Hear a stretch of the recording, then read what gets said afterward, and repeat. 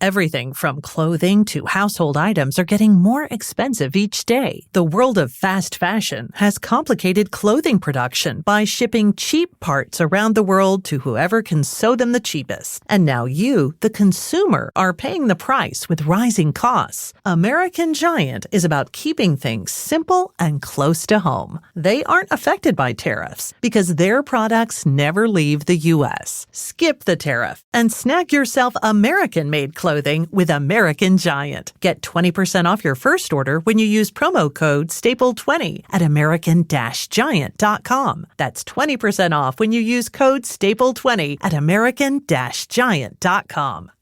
Everything from clothing to household items are getting more expensive each day. The world of fast fashion has complicated clothing production by outsourcing around the world to whoever can sew them the cheapest. And now you, the consumer, are paying the price with rising costs. American Giant is about keeping things simple and close to home. They aren't affected by tariffs because their products never leave the U.S. So when you buy from American Giant, you're taking a stand for hardworking people, local communities, and quality clothes. American Giant directly supports American manufacturers and ensures you aren't footing that tariff bill. Support American-made, tariff-free clothing with American Giant. Get 20% off your first order when you use promo code STAPLE20 at American-Giant.com. That's 20% off when you use code STAPLE20 at American-Giant.com.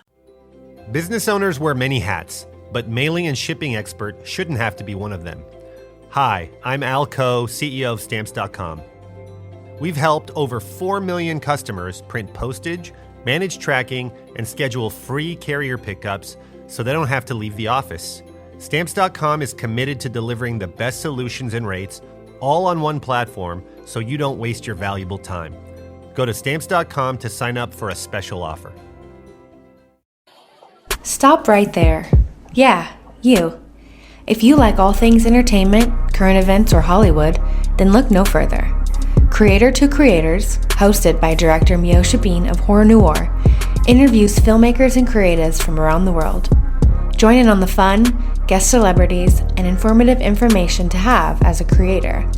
Hit subscribe and stay connected to Creator to Creators. Hi guys, welcome to another episode of Creators to Creators. Today we have a very special guest. I'm Liyana Mansor. Welcome to the show. Thank you so much for having me. Of course. I'm super excited. I love first of all, you're so talented. I love going back to the beginning. I always say, like, when we're kids, the things that we pick up, our childhood, it's like those things kind of follow us as we're older somehow, So what was your childhood like?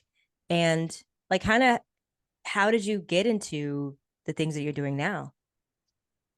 Gosh, yeah, I feel like I had a really convoluted journey but I was born in a really small country called Brunei in Southeast Asia.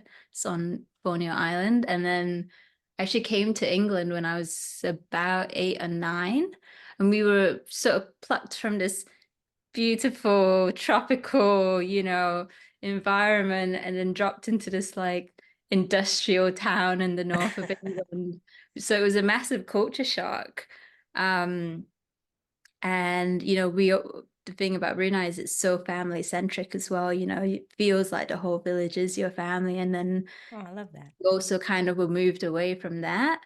But I guess, I had my cousins as well, and we were always sort of playing, we were that generation that still played outside. Yes. And it's so funny you asked me about my child, because now I keep getting flashbacks of like all the times that we were roaming fields or playing in gardens, and we would play out like scenes from films and movies, and we would create like characters or creatures and build like little cities and then destroy them, Godzilla style. So I think, we definitely had a lot of imaginative games growing up, but and if we weren't doing that, then I was definitely just watching a lot of movies and getting lost in that. And then my dad's actually an engineer, and he always Ah. wanted his daughters to be engineers and follow in his footsteps. And one sister did catering and one sister did hair and beauty, and I was like, I'm gonna be an engineer. I signed up for the course, but no one else did, so they canceled the course. So I did film and media instead. Nice. And, fast forward however many years, and actually now my sisters are both engineers. Wow. Incredible. What like made you interested in that particular like part of in engineering? Yeah, like, well, so like from engineering to then wanting to do editing, like I think yeah. I thought I could do engineering because I was really interested in how things work. So I I was love that. sort of kid who was always taking things apart and not always putting them back together, but was really interested in how the mechanics of things worked. And I think that translated to film. And also it was something that I enjoyed, but I guess I didn't really come from a world where they would encourage you to do creative things because in their minds maybe it didn't translate to a career, which is unfortunate, but I'm really glad that I kind of like managed to surpass that. And when I did, film and media at college, and we were getting to play with cameras for the first time, make our own little short films and music videos, it was the editing part that was the most addictive part. That was the part where you could make it into, any number of things depending on what you did with the material. And I also got the biggest buzz out of it as well. And I thought, but I still didn't really know that like it could be a career. So I still thought of it as a bigger production thing, I guess. I was like, oh, you have to do all the parts, come up with an idea, shoot it, find the people to do it, So, and I was really sort of into shiny high-end commercials at the time, I would just love to look at them, or I loved like the messages that they had, or if they were funny, I thought, oh, it's so great that they made this thing to get that joke across and it's still sending a message. And so I ended up doing creative advertising. Nice. At uni. I did like a bachelor's degree, and it was less about film production and more about like how you develop ideas and how you like it was more about creative problem solving and how to navigate that and different methods and things like that, which was still helpful, but I still didn't understand how to get into post-production. Yeah. Yeah. So I was still in the north of England, but I kind of took a punt on like I think it was 2 weeks like 2-week placement at an ad agency in London. Oh, cool. And I had like no money and I didn't have anywhere to live because I had to move out of my student accommodation, but I was like, I'm just gonna do it. I love that. I love that though, that fearlessness, like just like I'm just gonna go and figure it out. I think, I think there's like two types of people in a way. Like there's people who have a big safety net and it's really easy for them to go home and then they become very comfortable. Yeah. And then people who don't have that, they can't look back and turn around and they've got to keep going forward because there's no other sort of way. And I'm so grateful for that in a way because I just had my backpack and like a little bag, which I would have under my desk. Support American-made tariff-free clothing with American Giant. They aren't affected by tariffs because their clothing products never left the U.S. Get 20% off your first order when you use promo code STAPLE20 at American-Giant.com. Ready to make a real impact every day? Join the Active Day Home Care team and help clients maintain their independence in the comfort of their own homes. Make a difference in someone's life as you provide essential daily assistance and protect their health and happiness. Earn up to $20 an hour and enjoy additional perks like optional daily pay, 401k, paid time off, ongoing educational training, and more. Join a team that values care, compassion, and your professional growth. Visit activeday.com to apply. Lowe's knows to bring your vision to life, it's important to find the right color. That's why Milo's Rewards members get a free paint or exterior stain sample to test your look and find the perfect color to confidently refresh your space. Lowe's, we help, you save. Offer valid in-store only 6/19 through 6/25. Limit 1 per customer while supplies last. Discount taken at time of purchase. See associate for details. Program subject to terms and conditions. Details at lowes.com/terms. Subject to change. Work. Wow. And I was getting like a pittance for London living. And I stayed in this hostel across the road for like £9 a night, which I shared a room with like 2 South African guys and a chef who was going through a divorce. Which at the time, I wouldn't do that now, and I wouldn't recommend a young 20-something-year-old do that. But at the time, it wasn't the danger that was on my mind. It was the I've got to do this because I need to get to this job because this is where my, this is how I get my next job. And it's amazing.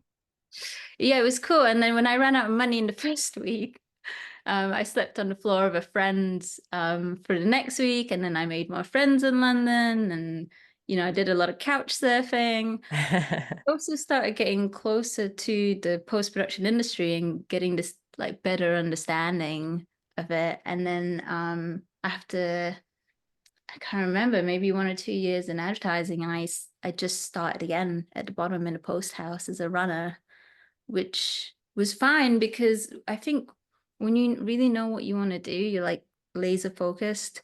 And I was only running for like 5 weeks because I was spending all my lunch times and all my time after my shifts training in the machine rooms. Because I don't want to be no one wants to be a runner. Everyone wants a stepping stone, right? For sure. But then you meet people who don't know what they want to do, and they're running for 1 or 2 years, and they're really disheartened, and they're jaded, and then they end up leaving the industry before they've even started. And I think that's always such a shame. And I think a lot of it depends on the post house that you're in and whether you're encouraged to, get some training in and see what you like, what you don't like. But I knew what I wanted to do. So I was just constantly knocking on machine room doors. That's so amazing. I started. Yeah, it was cool. And I say it's cool. I mean, the position I was trying to get in for was like working in a really cold basement machine room at the bottom of a post house.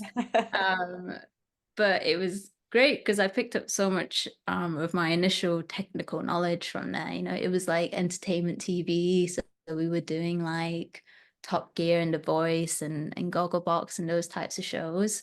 Nice. But it's no like creative input. So I think once my contract there ran out, I was like, I'm gone, bye. I like had my sights set on this short form post house, and I was like, I love their work and I really want to work there. And I was like knocking on the door, and then I got a few days work, and then they really liked me and offered me a job, which was cool. And I was like, I finally made it. And I hated it. It was awful. I didn't like the company culture at all, and people were miserable, and I was like, oh, I waited so long to get here. But that actually was what made me go freelance as an assistant editor. And then I kind of started going around the houses. I did freelancing work for like Warner Brothers and ITN, and I did a documentary. I was like, yeah, okay, cool. And then I did like a couple of other things. And then I did my first drama job, which was Black Mirror. And that's when I realized this is home. This is where I want to be. And then it felt really good. And I haven't really left that world since, because I know that that's what I want to do, Yeah. It's interesting you said you did a lot of freelance. A lot of people think freelance jobs are, oh, I shouldn't do that. But I feel like it is great to do that, because you just never know what those opportunities are going to lead up to, like the next opportunity, like the bigger ones. Yeah, and you meet so many different people, and you're quite likely to come across them again in the future as well, and you never know what that might bring. And yeah, I mean, I kind of want to be versatile anyway, so I'm grateful for all the different experiences that I had and all the different people, and And also sometimes people, you know, come to you when they're trying to get in the industry and they're like, I really want to work on a documentary. And I'm like, I don't do documentaries, so I don't know. But you know some people who do. So, you know, you're still creating a bit of a pathway to help people instead of just being like, sorry, I don't know what to do. Bye. Oh yeah. Yeah. Yeah, I mean, and even then when I got into Black Mirror, I still wasn't actually editing. I took the role of VFX editor because that Oh. was the role that was available and that was what was going to get me into the cutting room. So, Mm. and you know, at that time, I don't think anyone ever was like, I want to be a VFX editor. It Mm. was like a role that people fell into or got pushed into because it was a requirement. Is it hard to do, or is it I don't know. What does it all entail? If you Well, it's sort of, on one hand, it's very administrative. Like Mm, you're tracking a lot of things, you're tracking shots, you're tracking frames, you're tracking time codes and work that gotcha. needs to be done. And then on the other hand, if this is your kind of thing, it can be really creative because you're temp comping shots. So you're, you know, you get to help the editor put his best foot forward by, you know, putting things into shots or taking things out of shots or helping them work out the mechanics of how an element in a shot might work. And, you know, it's more informative to the director or the producers when they watch it, because there was a Mm. time when we would just go, there will be a hologram here in tech. Okay. Not like enough. So we're now we can actually, you know, scan things or people or get, you know, turntables and we can put it into the shot at the sort of relatively correct size and look and speed and you're watching a rough version of what it will actually look like, and it's so much easier for people to consume, I think, and Mm. understand the scene. And it is part, especially if it's part of the storytelling. And then you're also taking out distractions. So if there's a crew guy in the back or there's a boom or whatever, you paint those out, you're removing distractions. It's just sort of helping the editor help the audience's concentration and attention be in the right place at the right time. Gotcha. Yeah. Nice. Nice. Wow. That's incredible. So you get that, and then you're working there, and then when do you make the transition into the cutting board? I kind of I was on a series called The Alienist. This was probably 2018, 2019. I did the first season as a VFX editor, and Nice. then yeah, it was great because it overran, as a lot of shows tend to do. The majority of the editors had already had other jobs lined up, so they, you know, they did their contracted time and then they left. But we had like 8 out of 10 episodes still unlocked. Oh, wow. And yeah, so we were like, oh, and we had this incredible exec producer who came from Hollywood to London and was on the ground here and sort of asked, do you want to help us get this over the line and do some edit notes here and there? So on the first season, it was sort of fitting it around my VFX editing duties and doing, you know, which was cool because I was like, I don't know if I can do this, but I'm going to do it. I love that. Yeah, I always say yes and then work it out. Yeah, I don't want same. Oh my gosh, yes. so Wait, important. what's your sign? Aquarius. Ah, What's yours? I'm an Aries. Mm. That's But it's cool. important not to count yourself out at the Yeah. beginning, right? No one wants, this is what one of the main things I've learned about this industry is like nobody wants to hear no, and nobody wants to hear what your problem is. They just want solutions. Yep. And I don't always know if I have the solution, but I know that I'm willing to work my butt off and see how far I can get towards the solution. And I I think love that. totally appreciated. You know, if I don't know if I can do it, I won't just say, yes, absolutely, 100% I can do that. I just getting myself in trouble. But I will say, oh, of course, I'll take a look at it, leave it with me, and I'll see what I can do, which is a little managing people's expectations a little bit more, you know? Yeah. And I think that you're so right. It's saying it. Something that I definitely learned as well in this business is like saying yes and figuring it out. Like somehow, it's gonna like all the pieces will come together eventually. But I've never been that person that was like, even if something scares me, I still go for it because I feel like that's like the biggest, like the way we grow, you know? Yeah. If you're like the type of person who works better under pressure, Yes. it's definitely something that works for you. And I I like that you just said that something, if it's something that you're scared of, because that's one of the signs that I take to do the job. Like if something scares me and I start freaking out, I'm like, oh, I better do this so I can get over it and get over myself. I know when I come out the other side, like you said, I would have grown and I would have learned so much, and I'll be so relieved that I did it rather than I was too scared to do it, so I backed off. Yeah, I'd be really displeased myself if I took that route. Yeah. So I like it when I get scared now. I still freak out before every job. Really? Oh yeah, but With all the things that you've done, I mean, come on. it's like now I realize it's like part of the ritual. It's part of the Mm, cycle. So like mm. the day before I start a new job, suddenly I'll go, oh my God, I'm starting this new job. What if I can't do it? And then I get there and it's all fine. And so now I recognize those feelings and I just let it happen because I know Mm. it's part of my process. Yes, yes. I love that. I love that's a I part of did the it. process.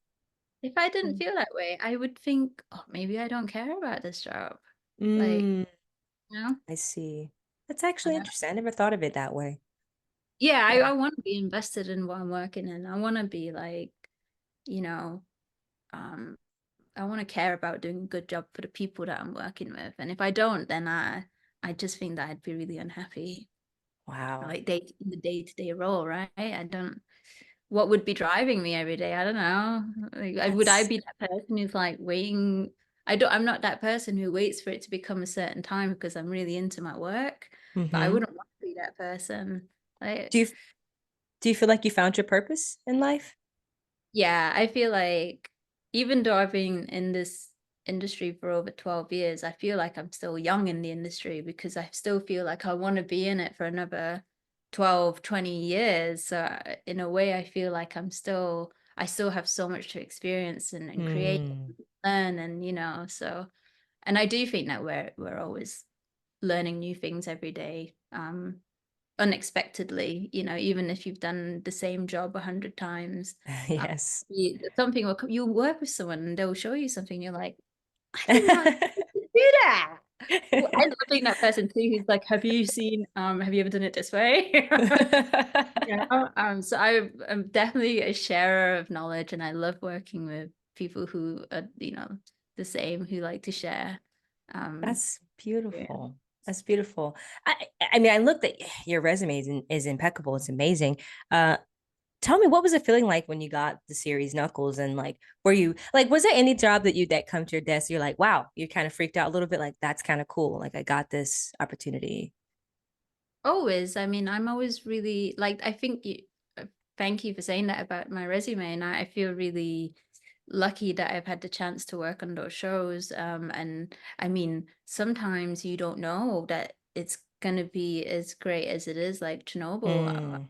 When Ah, you, great show. Oh my yeah, when I gosh. read the scripts, they were the best scripts that I've ever read. And they were so emotional and hard hitting that Mm-hmm. actually, when we saw it put together, it didn't quite meet what I read in the script. So then I Mm-hmm. was, oh man, what if people don't like it? I had such great expectations from the script, but not realizing that it was still, even then, it was still beyond what people were expecting to see. So I Oh, think Craig you're Mazin did an incredible job. incredible. I was glued to the series. I think I just binge watched it. I just couldn't put it down. It was like, whoa, it was so good. It just everything was amazing. Everything, sound design, everything. The cinematography, it was gorgeous. Sad, of course, but I just know it's not something you want to rewatch. no. Rewatch. too soon. And it's uncomfortable, and it's definitely supposed to be. I remember, and we obviously had to watch the episodes over and over again, and I think it was episode 3 that was particularly hard to watch. And every time I watched it afterwards, it would just be like, Yeah. and everyone would have to take a break before we could come back together and start talking about the work that we needed to do on it. Yeah, Yeah. I'm sure that those are kind of, I never thought of it that way. Yeah, I'm sure because you're so close to it, you have to rewatch it, and that could actually somehow weigh on you on an emotional level. Has there been any jobs that that were kind of hard to let go, like when you're done with it, they kind of still linger with you in in your personal life? I think I'm not sure if this fully answers your question, but I think Star Wars Andor season 1, I had such an incredible experience on that show, and I'm so proud of it. I heard someone recently talking about like peak life experiences, and I feel like Andor was a peak career experience for me. And I wanted to do season 2, but I also wanted to step back into the editing chair, and it was a really, really hard decision to not do the second season, and because there was only going to be 2 seasons, and then it's going to be done. So I really battled with myself for such a long time. And I felt like I felt a little bit brokenhearted at walking away from the second season, because I just had such a phenomenal experience with the people I was working with, and I felt like I was the best version of myself in my role on that job. And I felt like we could have elevated it even more on the second season. But instead I had to put those tools down and sort of make that sacrifice and say, no, I'm gonna draw the line, and I'm gonna, because I had editing opportunities on previously on the Alienist, and an producer said to me, if you want people to take you seriously as an editor, you need to stop taking VFX jobs, VFX editing. And I was like, oh, I tell you, yep, I hear you. And then I took this like 5-week job, which was just helping out on a film. I was like 5 weeks, and then after the 5 weeks, I'm gonna start buckling down and putting the feelers out for editing jobs. And that's when the pandemic hit. So what ended up happening is, productions got shut down. People started working from home for only 1 or 2 days a week, and this 5-week job turned into an 8-month job. And I was still in VFX, and that's when Andor came along, and I couldn't turn down doing a Lucasfilm project because I thought this chance might never come around. So then you fast forward 3 years, and I've still been doing VFX editing jobs, which is what he told me not to do. Which is why I had to draw this hard line and be like, no, I have to just concentrate on it. And so when Knuckles came, it weirdly came on a day I got a phone call about Knuckles saying, do you want to do Knuckles? I was like, oh, yeah, of course. I'm like, and then a couple of hours later, I got a phone call from an editor who I'd been working with saying, do you want to come and cut on this series? It's like a British drama. It's with like really great director. And I was like, oh my God. For 2, when like you wait an hour for a bus and then 2 come along at the same time. Yeah. That's what it felt like. And I was torn because they were both really good, but in really different ways.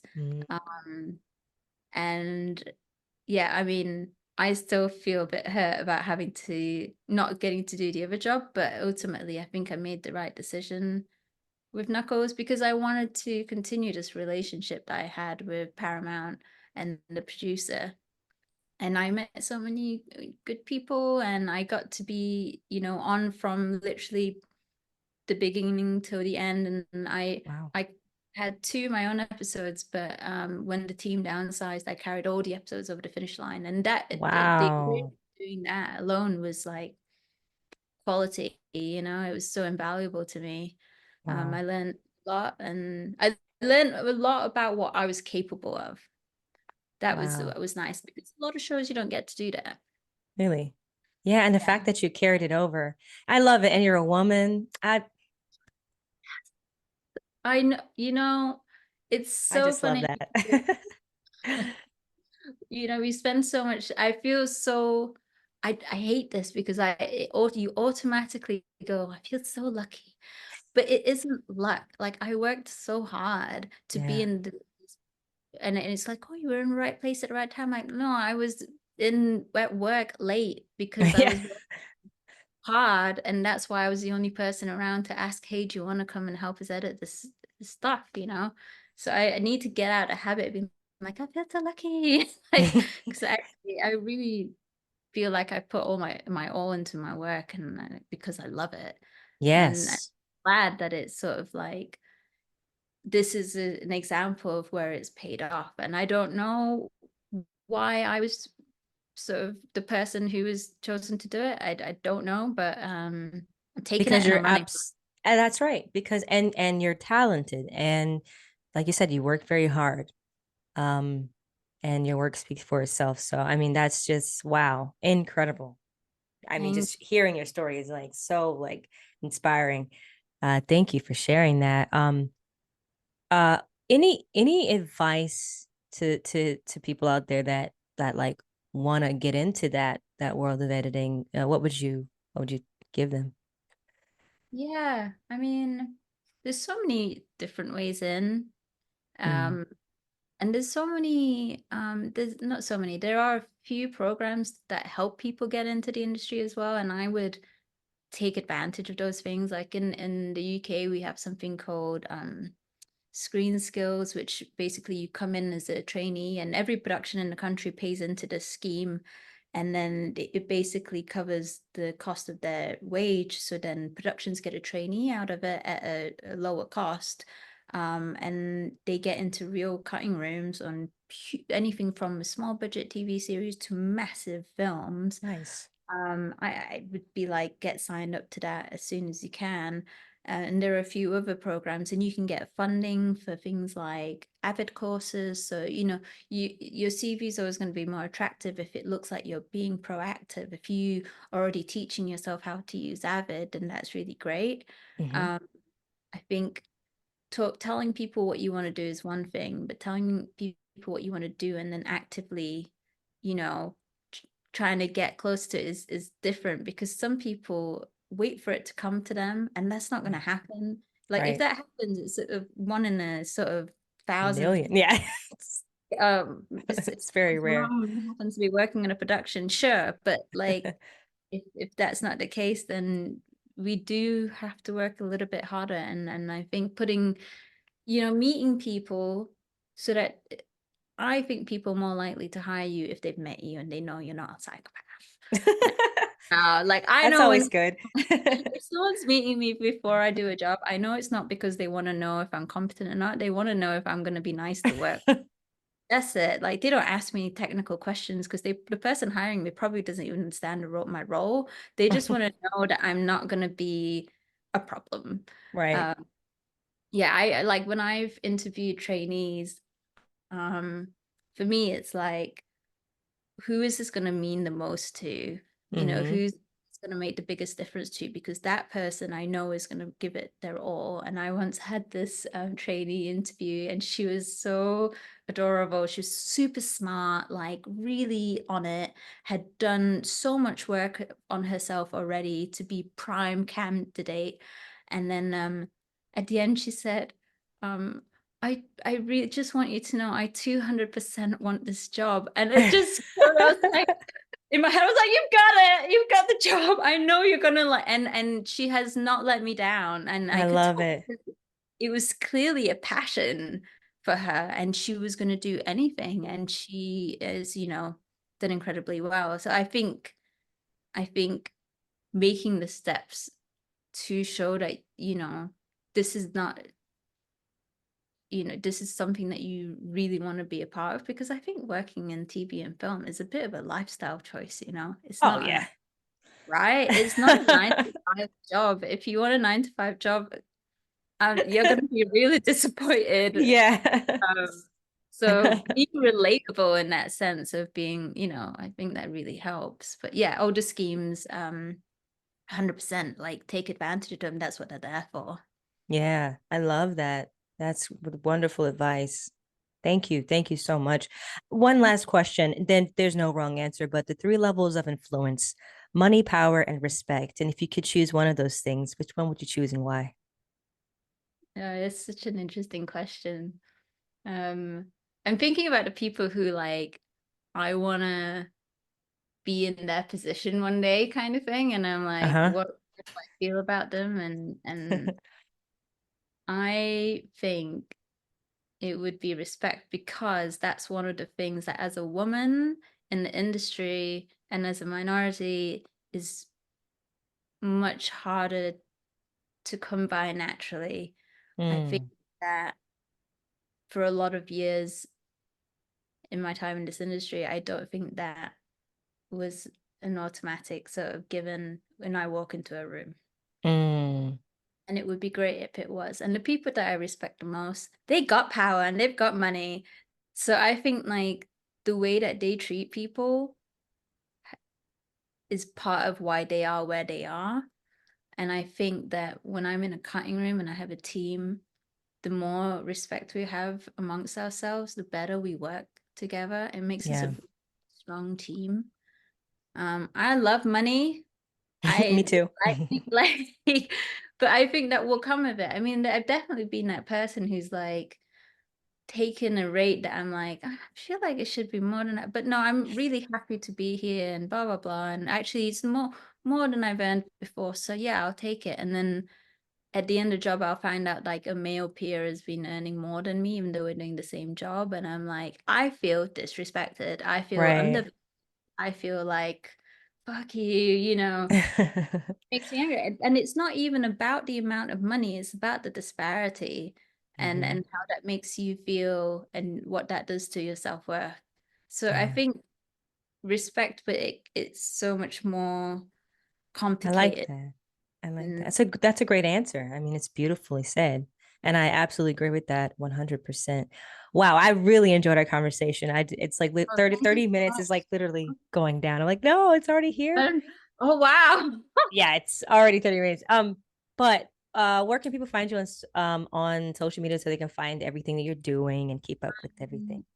I'm only really on LinkedIn and Instagram, and it's just Liyana.Mansor on Instagram, and mostly it's like what I'm doing outside of the cutting room, so it might be really boring, but I will occasionally talk about exciting projects as well. Awesome. Oh, what a lovely Thank interview. you so much. Thank you. It's been quite cathartic. It's been quite therapeutic, actually. I feel like we went to therapy. I really like I thank you. Oh my God. Breaking into a sweat now. Oh yeah, same. Did I just overshare? I don't know. No, I love it. I love it. Thank you so much. Come back anytime. Anytime. Thanks for asking some real questions. Yeah, for sure. Thank you for sharing real answers. Like, I love that. Love that. Thank you all for listening. And always remember to live, love, laugh. We'll see you guys next time. Bye.